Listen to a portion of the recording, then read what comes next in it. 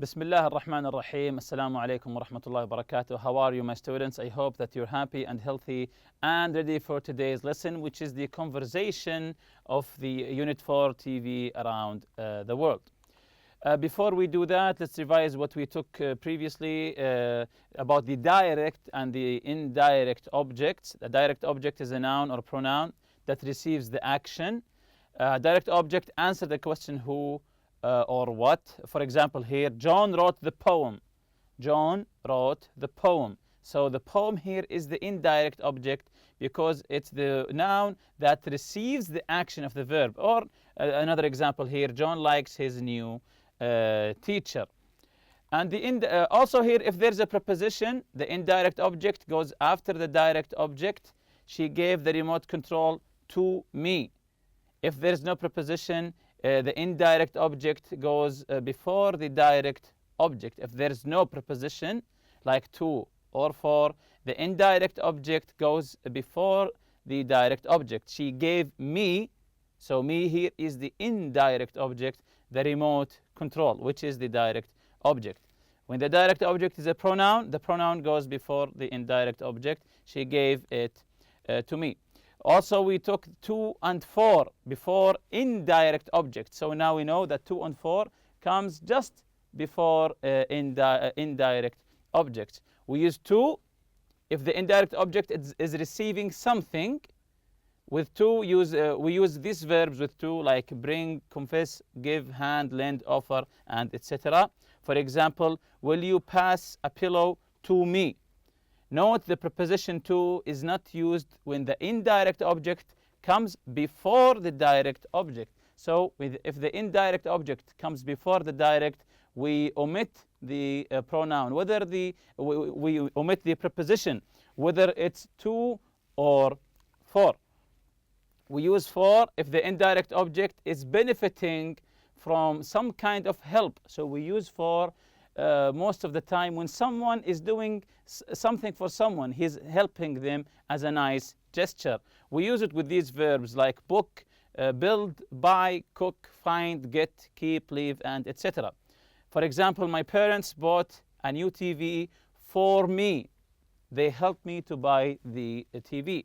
The preposition for is not used when the indirect object comes before the direct, as mentioned before. With some verbs, the indirect object always follow the direct object. So these verbs, and we cannot omit the preposition for. Verbs like answer, cash, change, close, fix, open, prepare, and etc. Can you please translate the program for me? So these are today's objectives, the conversation. Identify direct and indirect object in a sentence. Use for and to before the indirect object. Rearrange words to create direct and indirect object. Use direct and indirect. So they are similar objectives as the grammar. So let's continue here with the conversation between Asma and Noura. So let's listen and pay attention for the direct and indirect object, for and to and etc. Let's listen. Asma, what are you watching? Nora, that game show with the teams of cooks. You know, the one where contestants need to prepare a 4-course meal as a team, plate it and serve it to the judges. Asma, why would anyone want to compete in this kind of show? What do they get out of it? I don't know how you can watch this stuff. It's boring. Nora, I get a kick out of it. Look, he's going to decorate that dish with flowers. Asma, I can't believe he's going to put flowers on a meat dish. That's crazy. Why don't we turn off the TV and do something else? Nora, no way. Don't touch that remote. So this is the first part of the conversation between Asma and Noura, and it's a matter of preference. One likes cook shows, the other one doesn't like cook shows. One is happy with cook shows, that she is happy how they decorate the dish. The dish is the plate where you eat from. So let's continue with the conversation here. Asma, it bugs me to watch this. They pretend to be top chefs, but I'm positive they won't be allowed to do more than fry a couple of eggs after the end of this show. and they also pretend to be all friendly with each other. Nora, I don't know. Some of them seem to know what they're doing. Asma, I'm telling you, that contestant there is waiting for a chance to show off. He doesn't care about his teammates. He's in it to win for himself. Nora, relax. It's just a TV show. Asma, come on. We're wasting our time watching this stuff. Don't be such a couch potato. What do you say we go shopping? Nora, nah, there is another game show on right after this. So here Asma says, it bugs me to watch this. They pretend to be top chefs. Do you know what's the meaning of the word chef, or who is a chef? Yes, a chef is an expert cook. A chef is an expert cook. She says here, but I'm positive they won't be allowed to do more than fry a couple of eggs after the end. So what's the meaning here also of the word positive? You know, positive, negative. What's the meaning of when you say I'm positive? Yes, it means that you are sure about something. I'm positive means I'm sure, I'm certain, I'm 100% sure that something is correct. So this is the meaning of the word positive. So here's the real talk. Let's learn some new words here. Get a kick out of something, it means to enjoy. When you say I get the kick out of something, it doesn't mean that someone is actually kicking you. No, it means that you enjoy doing this. When you say I get the kick of playing football, it means that you enjoy playing football.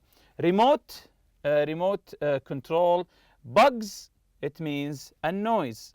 Bugs means a noise. All, very, completely. Come on, it's the short version of come on. So you can write it this way. Couch potato. When she says don't be a couch potato, someone who watches too much TV. It's like a potato sitting on a couch. Someone who watches too much TV. When she says nah, it means no. But of course, this is informal, not formal. Who says each word or expression and why? If you remember, who says each word or an expression and why? Get a kick out of. Who says I get the kick out of something? Who says this, Asma or Noura? And why does she say it? Okay, let's check your answer. Noura says this, so it's Noura, meaning she has fun watching reality shows. She gets the kick out of watching this show, the cooking show. She enjoys how he decorates the dish. So she gets the kick out of watching cooking shows or reality shows. Bugs. When you say something is bugging me, something bugs me, is it related to bugs, the small insects, or not? Okay. Asma says this. So Asma says it bugs me, meaning that the show annoy her. When you say something is bugging you, it means it's annoying to you, something that annoys you. The expression probably comes from the feeling you get when an insect is flying around you. When an insect, maybe a fly or a mosquito, is flying around you and you are annoyed, maybe this is where they got the expression here, that something is bugging me, something bugs me. Maybe that's the connection. Show off. So, show off. What does it mean to be a show off? And who says it? Yes, Asma says this, meaning that the contestant tries to show how clever or skilled he is so that other people will admire him. Asma says this, meaning that the contestant tries to show how clever or skilled he is so that the other people will admire him. So being a show-off, it's not a good thing. It means that you try to show some of your skills to people just to make them admire or like you. That's a show-off.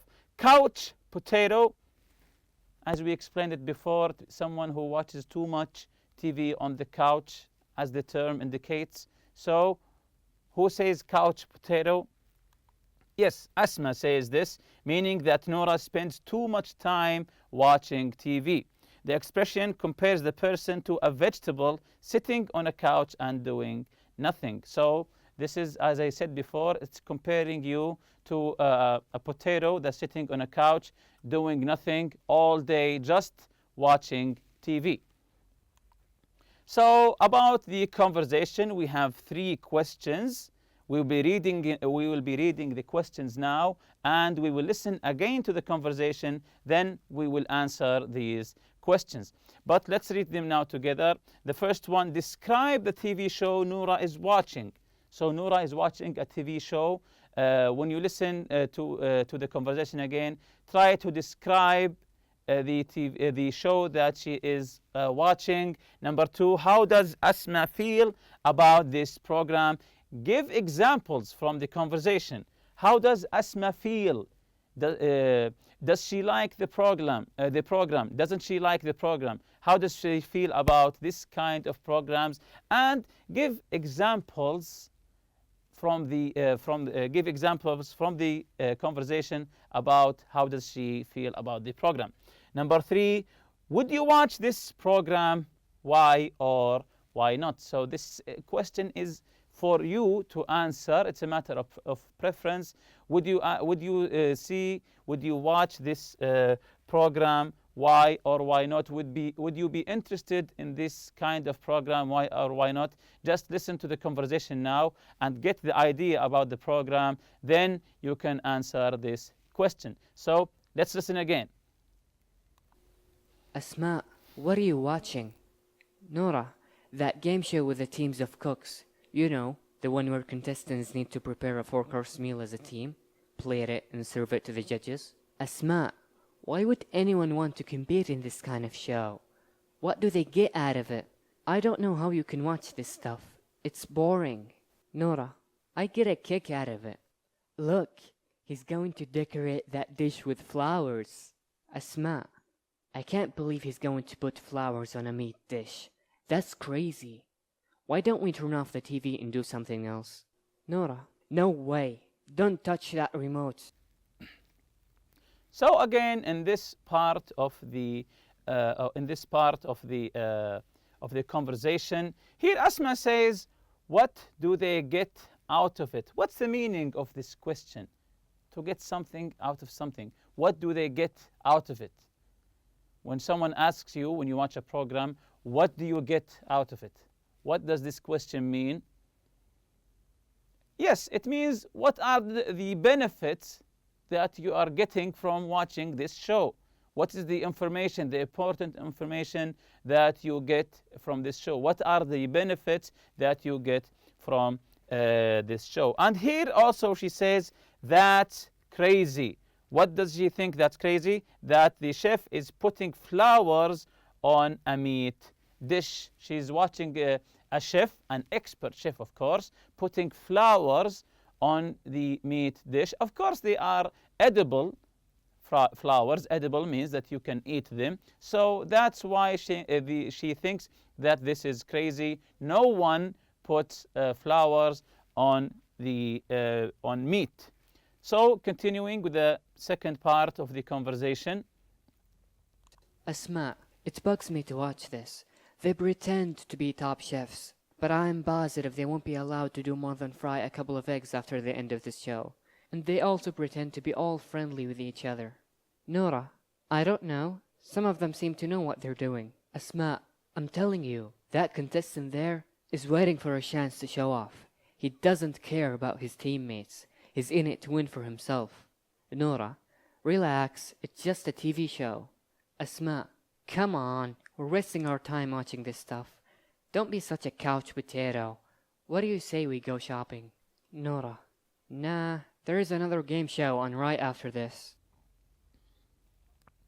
So we notice that Asma doesn't like the show and she starts to criticize the show, that the chef puts flowers on meat, that the other chef is trying to be a show-off. She's trying to let Noura get out and go with her. But Noura finally replied, nah, there's another game show on right after this. So, of course, Asma behaved in a wrong way. If your friend likes a show, just leave him to it, then come back later. So let's answer the questions that we previously said about the conversation. Describe the TV show Noura is watching. So describe the TV show. Okay. It's a game show on which a team of cooks need to prepare a meal and serve it to the judges. So it's a game show, a team of cooks. It's not one, maybe 2, 3, 4. They are a team of cooks who they are preparing a meal and serve it to the judges in a timeline, of course, within a specific time. Number 2, how does Asma feel about this program? Give examples from the conversation. Of course, we all know how does Asma feel about the program because it's very obvious. Let's give some examples here. She doesn't like it. What do they get out of it? It bugs me to watch this, and etc. So it's very obvious that she doesn't like it, and you have many examples in the conversation. I gave just 2. When she says, what do they get out of it? When I explained it, it means what are the benefits for the viewers or maybe for the cooks. It bugs me to watch this. It bugs me. It annoys me to watch this, and etc. As we mentioned before, that she starts to criticizing everything that's happening on screen.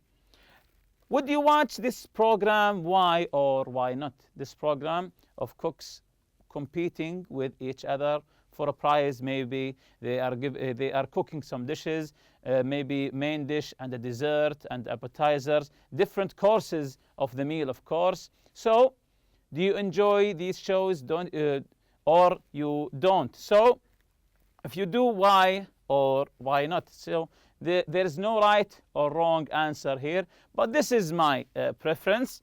Yes, I would, because I like cooking. If you like cooking, of course you'll enjoy it, because I like cooking, and it would be fun to watch cooks compete against each other. It would be fun to watch cooks compete against each other within a specific timeline where they act fast and try to finish the meal before the time ends. So to me, this is a fun program. Here are more questions also. Who are the contestants on the program? Who are the contestants here?